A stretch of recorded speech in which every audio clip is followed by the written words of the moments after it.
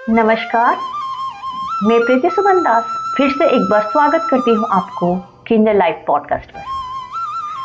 जैसे कि आप जानते हैं, अभी हम यह पॉडकास्ट पर सुन रहे हैं परम पूज्य स्वामी चिन्मयानंद जी के द्वारा लिखी गई पुस्तक जीवन ज्योति के विभिन्न अध्याय।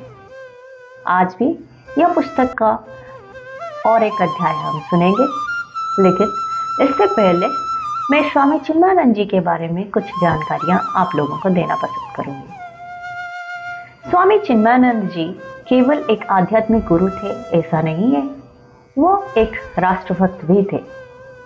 जैसे कि स्वामी विवेकानंद के लक्ष्य था कि व्यक्तित्व निर्माण एवं राष्ट्र का पुनर्गठन, वैसे ही स्वामी चिन्मयानंद जी भी चाहते थे कि हमारे पुरातन धर्म ग्रंथों को अच्छे से समझकर लोग कैसे सनातन धर्म का महत्व समझें और यह महत्व को समझते हुए एक सुंदर राष्ट्र निर्माण करें। तो आज का अध्याय का विषय वस्तु भी रहेगा ये राष्ट्र के ऊपर। यह अध्याय का नाम है राष्ट्र के आवश्यक तत्व। तो चलिए सुनते हैं आज के अध्याय का विषय वस्तु। किसी भौगोलिक क्षेत्र में रहने वाली जनसंख्या से ही राष्ट्र नहीं बन जाता। यह तो मानव प्राणियों का एक संख्या की समुदाय मात्र है, किंतु वे लोग जब किसी समन्वित कार्यक्रम के साथ एक सामान्य लक्ष्य प्राप्त करने के लिए निष्ठा और भक्तिपूर्वक प्रयत्न करते हुए एक साथ रहते हैं, तो उनसे एक राष्ट्र का निर्माण होता है और उसे गौरवपूर्ण उपलब्धियां प्राप्त होती है। जब तक हर मनुष्य एक दूसरे से पृथक आत्मकेंद्रित रहता है, वे अपने व्यक्तिगत उद्देश्य खोजा करते हैं, दूसरों की परवाह नहीं करते और उन्हें किसी सामान्य उद्देश्य की चिंता नहीं होती, तो उनसे राष्ट्र का निर्माण भी नहीं होता।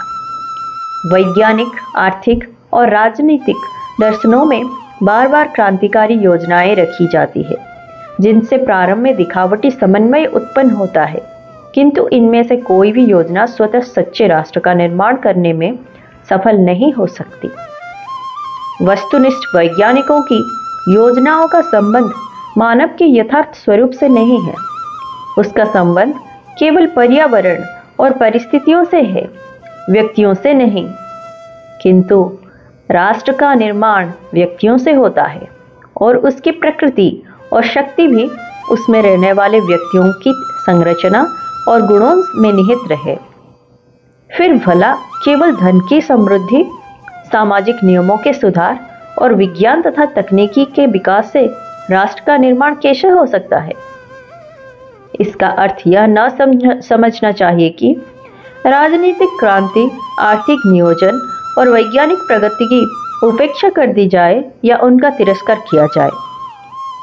धन, संपत्ति और सामाजिक व्यवस्था का निस्संदेह अपना महत्व है, किंतु उन सब की अपनी सीमा है।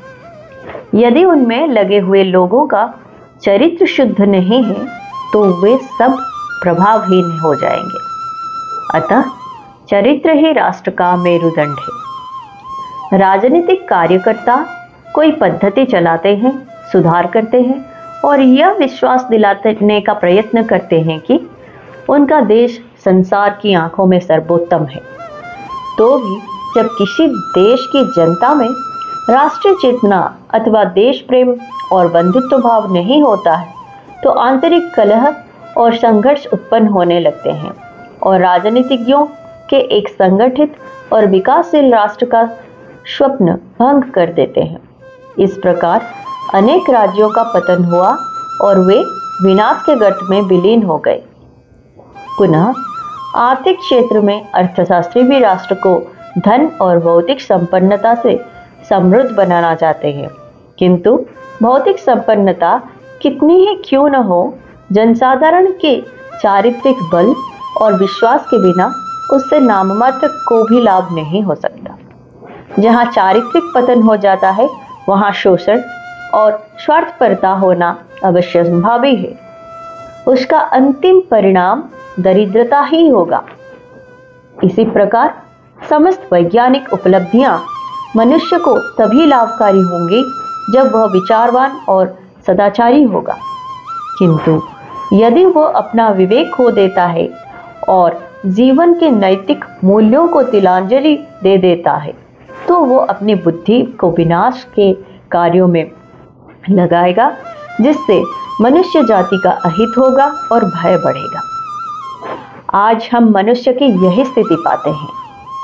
वस्तुगत जगत में कितनी ही प्रगति या विकास किया जाए, कोई भी जन समुदाय राष्ट्र का गौरव तब तक नहीं पा सकता जब तक वह चरित्र और सेवा तथा त्याग के सिद्धांतों में एक साथ आबद्ध न हो।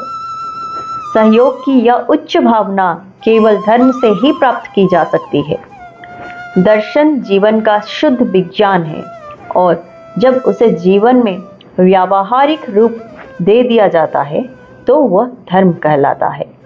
दूसरे शब्दों में धर्म को जीवन का व्यावहारिक विज्ञान कह सकते हैं। धार्मिक नियमों और आदेशों का सच्चाई के साथ पालन करने से व्यक्तियों में आपसी सहयोग की समुचित भावना उत्पन्न होती है, जिससे स्वस्थ समाज का निर्माण होता है।